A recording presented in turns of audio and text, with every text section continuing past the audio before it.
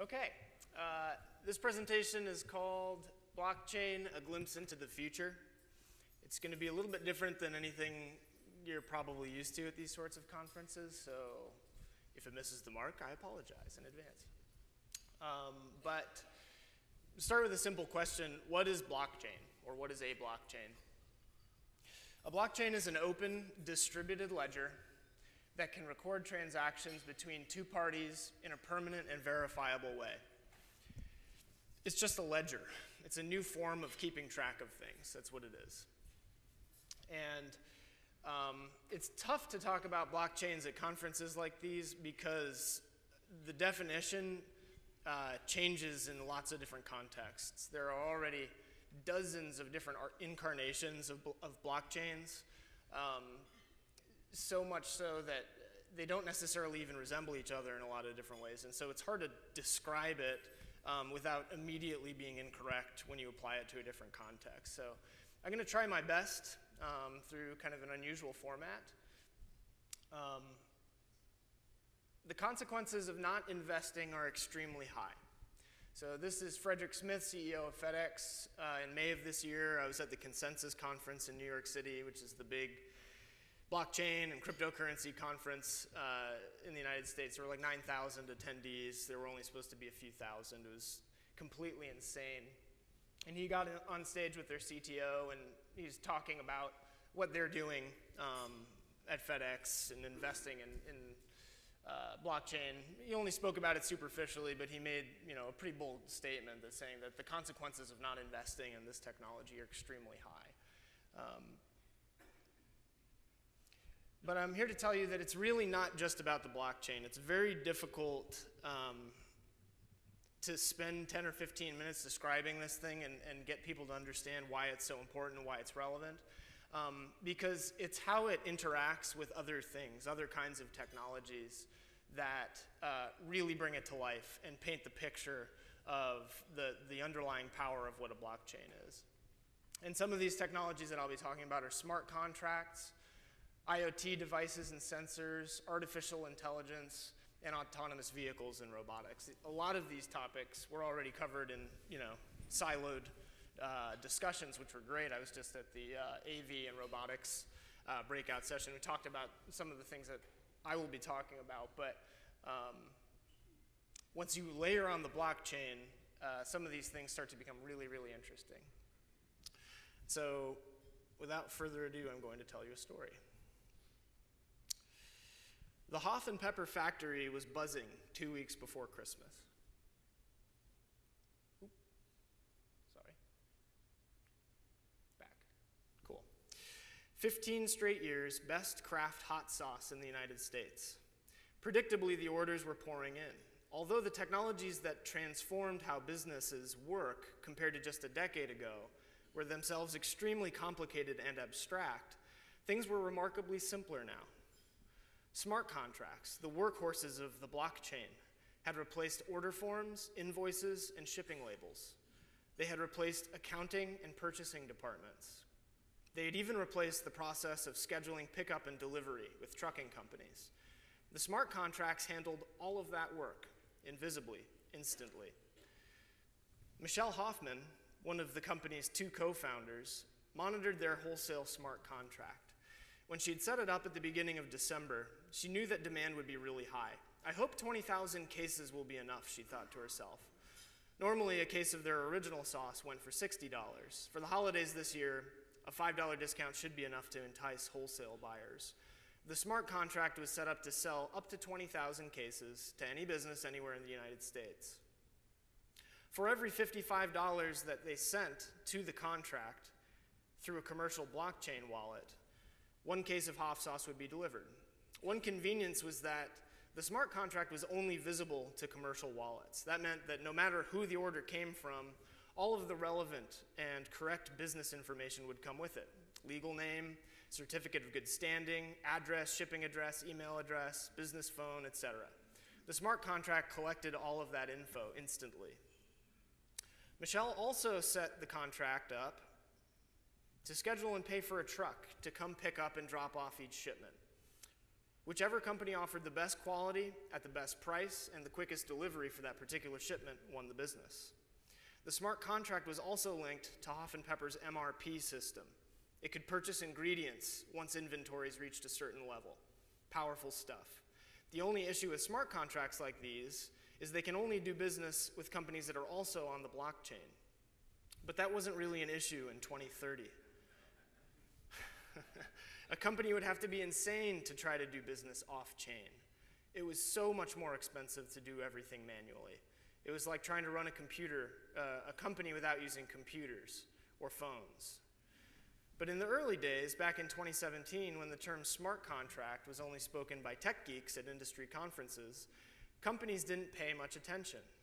Hardly anybody else in their supply chain even knew what they were, let alone used them or relied on them. It took a few years. When the autonomous trucks began hitting the roads in the 2020s, that's when smart contracts really took off. It wasn't even because they were that much cheaper to operate initially, because they really weren't. Autonomous vehicles were still legally required to have a licensed driver operate them at all times. And besides, the driver was needed to help load and unload shipments. No, the reason was autonomous vehicles could receive pickup and drop-off instructions automatically from artificial intelligence that was responsible for coordinating and routing the thousands of orders that came in through smart contracts.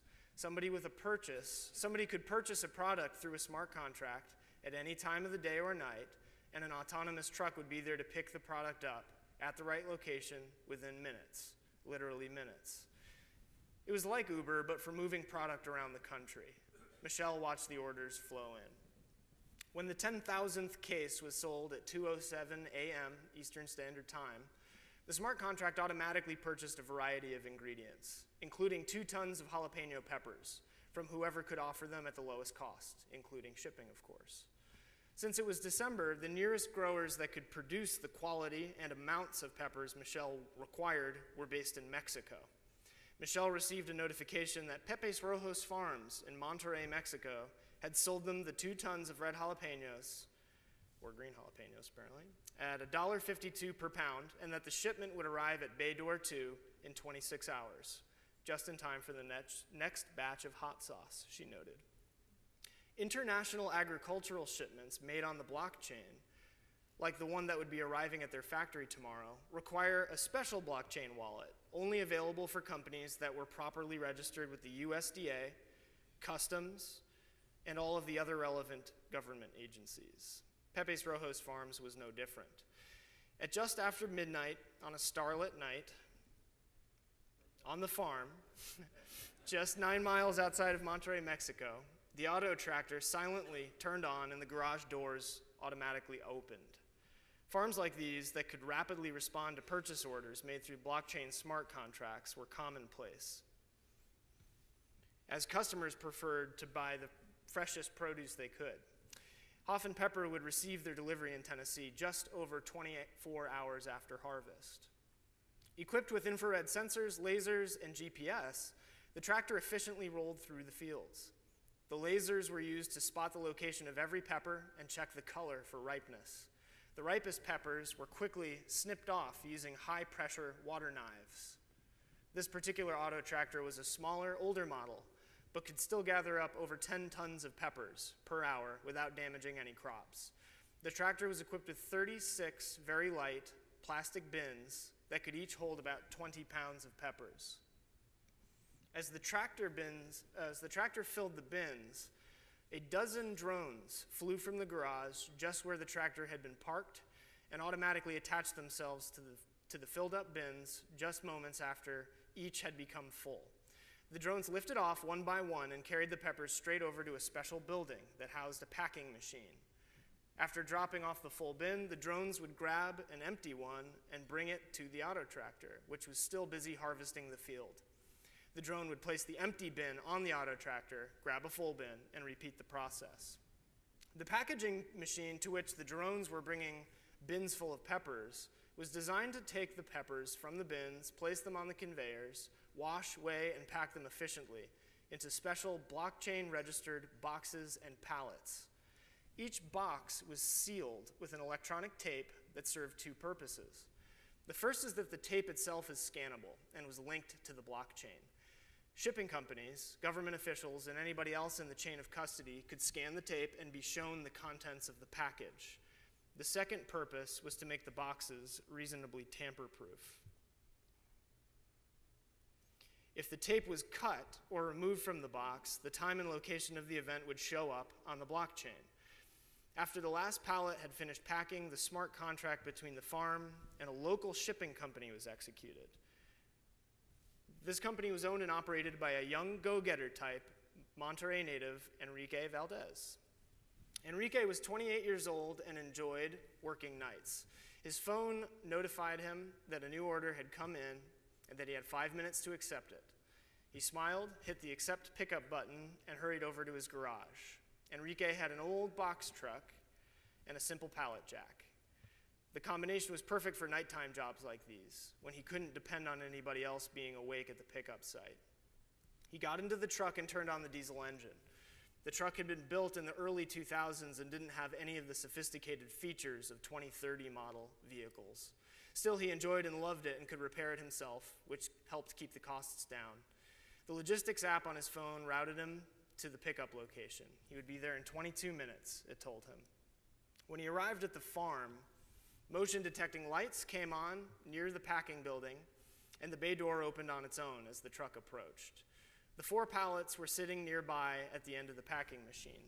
Enrique held his phone up to each to check and make sure that he was responsible for those particular pallets. His phone confirmed and updated all of the packages on the blockchain. Their status was now set to in transit between the farm at the logistics center. Enrique quickly used his pallet jack to load the peppers onto the truck and hopped into the driver's seat. His phone routed him to the big logistics center on the northern side of Monterrey. As he left the farm, the bay door closed and the lights turned off behind him. The logistics center was highly automated and extremely efficient. Enrique loved that he could simply back up to the bay door, open it up, and watch the machines work. An automated forklift silently rolled into the back of his truck and removed each pallet. A few moments later, the last pallet was carried away, and Enrique immediately received a message on his phone that he had successfully completed his order and payment had hit his blockchain wallet from Pepe's Rojos Farms. He closed up the back of the truck, got in the driver's seat, and drove home. Easy money, he thought to himself. Tens of thousands of boxes, packages, and pallets were being shuffled around the logistics center at incredible speed by all kinds of automated equipment. Forklifts, conveyor belts, drones, robots of various kinds and sizes. Workers were there as well, monitoring and repairing equipment, loading up pallets with boxes, and resealing damaged boxes when necessary. But moving shipments around was the work of the machines, given how swiftly they could do it. The peppers destined for Chattanooga, Tennessee, were being loaded onto her autonomous semi as the truck platoon operator, Margarita Cortez, enjoyed her coffee and sweet roll. A voice came through the speakers of her truck that calmly notified her she had 10 minutes before her platoon was scheduled to depart. While autonomous driving technology is quite advanced at this point, platoon operators are still legally required to be present while cargo is in motion in case anything goes wrong. And they're definitely required to move goods across the border, which is where she is apparently headed today. She sat in a comfortable chair at a small table behind the driver's seat when she finished her breakfast and checked her itinerary. Monterrey to Houston and back, almost exactly 11 hours with stops. A few minutes later, the voice returned over the speakers and said, "It's time for the platoon to leave, Margarita. Are you ready to go?" "Yes, let's go," she replied. She grabbed her coffee cup and moved over to the driver's seat. Her truck rolled silently away from the logistics center. She could see 2 other unmanned trucks following closely behind her in the rearview mirror, as well as the backup camera, which she preferred to always have turned on. Autonomous truck platoons schedules operate more like trains than road traffic. Given that they have their own lanes and no speed limit, there isn't much to prevent a platoon from reaching its destination within just a minute or 2 of the scheduled time, even on international trips like these. Only a few minutes into her drive, the familiar voice came through the speakers once more. "Margarita, there will be a platoon shift within the next 3 minutes. A driver heading for Reynosa, Mexico will be transferring 3 trucks to you, and your platoon will be transferring 1 truck to it. Please prepare for your platoon to grow to 5 trucks total. These sorts of transfers were commonplace. It was much more efficient to move goods around the world when platoons swapped trucks mid-route. The AI that manages the platoons could coordinate these swaps at major intersections or gas stations, depending on what would reduce overall mileage. It made no difference to Margarita. She was only responsible for making sure her lead truck made it to the appropriate destination. An hour later, the voice returned through her speakers. Margarita, you're approaching the US border. Your cargo has been verified on the blockchain. Your platoon has been pre-approved to cross the border uninterrupted. Margarita smiled. The blockchain changed a lot about how the world worked, but nothing was more convenient than being able to cross international borders without even having to slow down. Her platoon had been scanned by a variety of sensors as it was approaching the border, so both nations knew everything about her cargo, and the companies buying and selling that cargo. At 95 miles an hour, her platoon of 5 trucks passed through the border. Her blockchain-based passport was updated accordingly. When she arrived in Houston, Margarita got out of the truck to stretch her legs and buy some lunch. As she walked to a diner near the logistics center, a series of automated forklifts reshuffled the contents of her various trucks in her platoon. She received a message on her phone notifying her that she had completed the first leg of her trip and that 2,500 pesos had been transferred to her wallet. She quickly converted a portion of her earnings to US dollars right from the wallet so she could buy some lunch. She had been to this diner many times before. It was the only one she had ever been to with authentic Texas barbecue. While Margarita was enjoying her half rack of ribs, the jalapeno peppers destined for Tennessee had already been offloaded from her truck, reloaded onto another, and had left the facility as part of another trucking platoon. It took a mere 17 minutes to move from one truck to another. 14 hours later, the peppers arrived at Bay Door 2 at the Hoffen Pepper factory. Michelle received a notification on her phone that the smart contract had been fulfilled and all transactions had been settled. The hot sauce shipments to wholesale customers, the ingredients purchases, the shipping purchases, the tariffs, the border fees, the sales tax. 6,122 invoices and 18 purchase orders had been settled and reconciled in their accounting software. Time to get to work, she thought to herself, as they began to process the peppers. Okay, so what was that?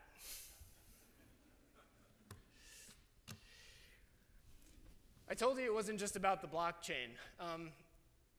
I had 2 options when I was going through this presentation. One was to just go into excruciating detail about blockchains and how they work and where they're being applied and how they're being used in various companies and things like that. But the reality is, the snapshot of what blockchain is today is pretty uninteresting, and it's hard to persuade somebody to get really serious about it within their own companies, particularly CTOs or CFOs that have to be really careful about how they spend their dollars and invest in technologies and things like that. But when you look at it through this lens of lots of other technologies working in concert and a blockchain being the underlying data set that not just your company, but your company and governments and other companies, your entire supply chain, the entire network of logistics, if they can all rely on the same data and trust that that data is highly integrous, then some interesting things start to happen about how companies interact with one another, about how software is used to make things more efficient. So my company is called Very. Very is a team of forward-thinking experts who utilize blockchain, IoT, and machine learning to bring your ideas to life. So we build products, and we work at the intersections between blockchain and IoT, blockchain and machine learning, different things like that. And we help companies think through the application of these technologies, and then we actually have people that can execute the builds in a custom way. So we have designers, developers, engineers, data scientists, and product managers on staff. And we do custom engagements with every single one of our clients. And the 3 major areas are blockchain, artificial intelligence, and IoT devices. And just for transparency, we own part of a hot sauce company. It's called Hoff and Pepper. And it really is good. But anyway, thank you very much. Appreciate it.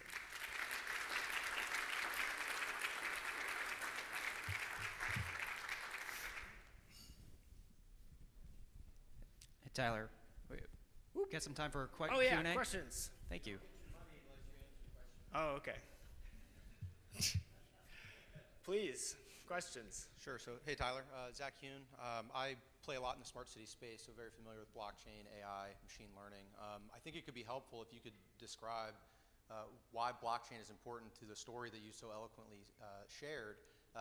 You know, as a devil's advocate, someone could say that, you know, why couldn't I just do much of that automation work through secured credentialing sites, through IFTTP protocol, et cetera? So can you kind of elaborate on why the blockchain plays such a crucial role with this digital change? Yeah, and the short answer is it doesn't right now. You know, there are much better, more effective, more efficient ways of building systems that do all the things that I just described in that story.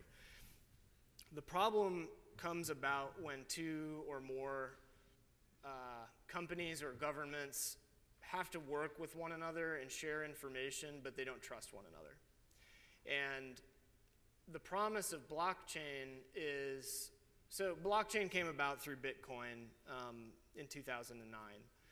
And it was the solution to the trust problem with money, just specifically digital money. How do you trust a system that is completely digital, completely online, and know for sure that your money is going to be safe and that you can spend it, and that somebody can't hack that system or abuse it in some way.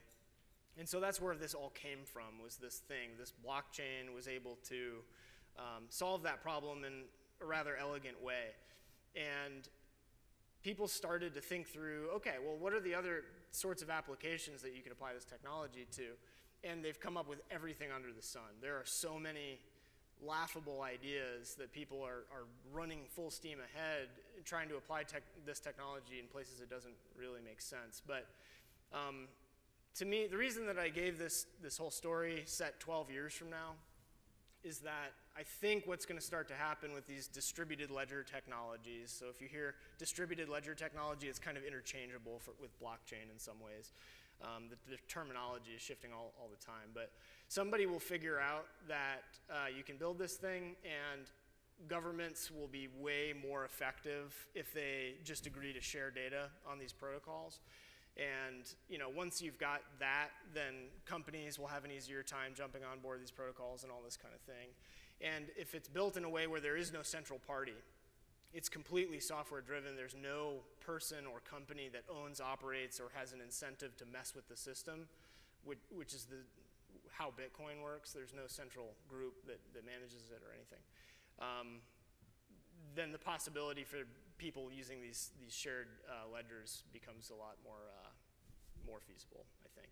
I don't know if that answers your question or satisfies you in any way. Please. Sorry.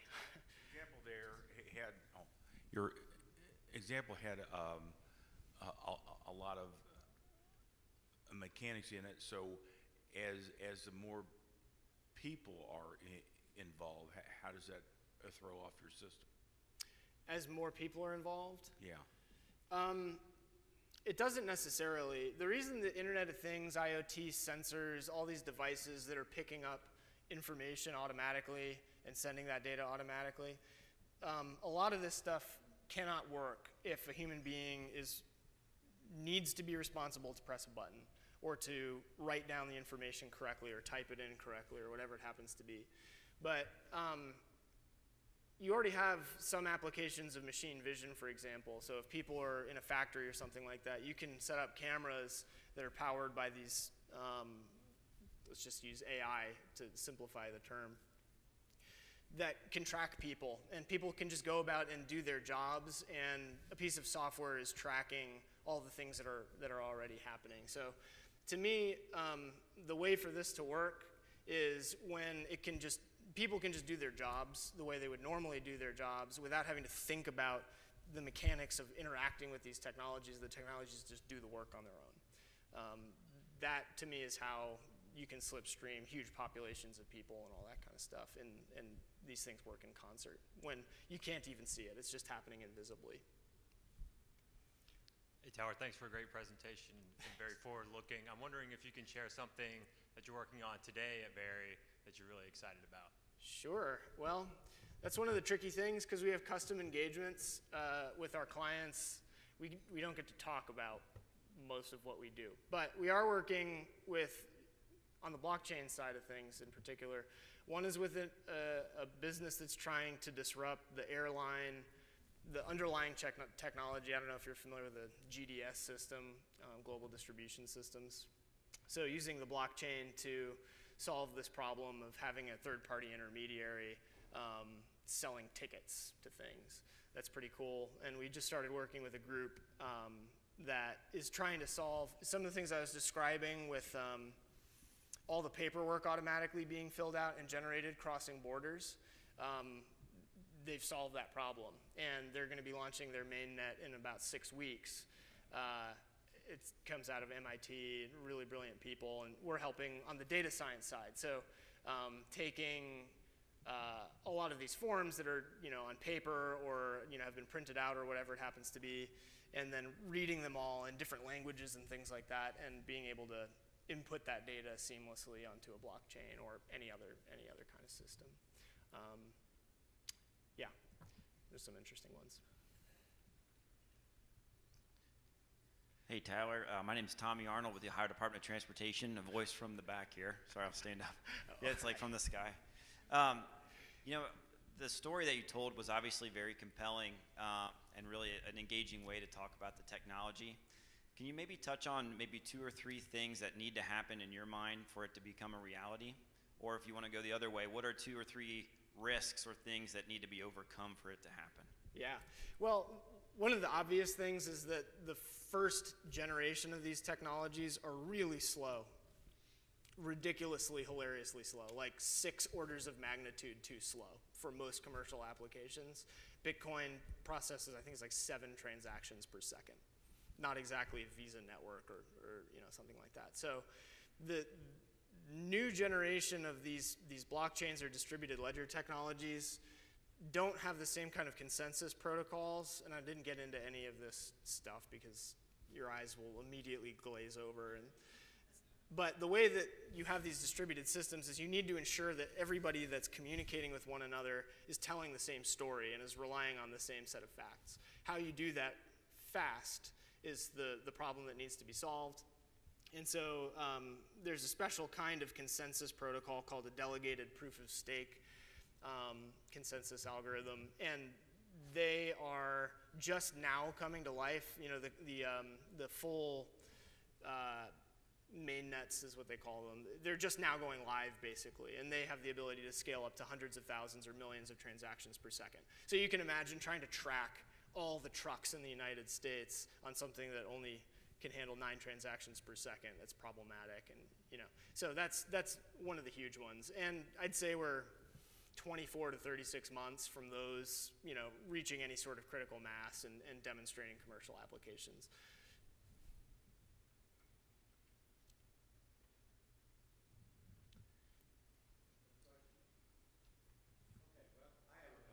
Cool. I just thought it was interesting that you were talking about these tremendous problems you have when it comes to how many transactions per second, and you said 24 to 36 months, and we're going to see real progress. Did I understand that right? Progress is always happening, but a lot of times with these technologies, it's all invisible until there's some major player doing something that they can point to. But I'm just getting at, you were talking about there being some major advancement in 2 to 3 years. Yeah, the advancement's there now. It just needs to come to life. People need to start using them. Businesses need to start using them. Okay, and then the other question is you picked out a point for your presentation 12 years out. Is that how you see the future? Is that the timeline you see for this? No. I think the probability of having governments interact in the way that I described there in the next 12 years is pretty low, but some parts of it certainly. Yeah, I mean, all the tech that I described there. You know, autonomous tractors, autonomous trucks, smart contracts, the blockchain, all that kind of stuff. There are many use cases now of using smart contracts to handle all the paperwork for these sorts of things. So yeah, I think large swaths of that story will come to life in the next 12 years, but not all of it, certainly. Outstanding. Ladies and gentlemen, Tyler Jenks. Thanks. That was really cool. Thanks so much.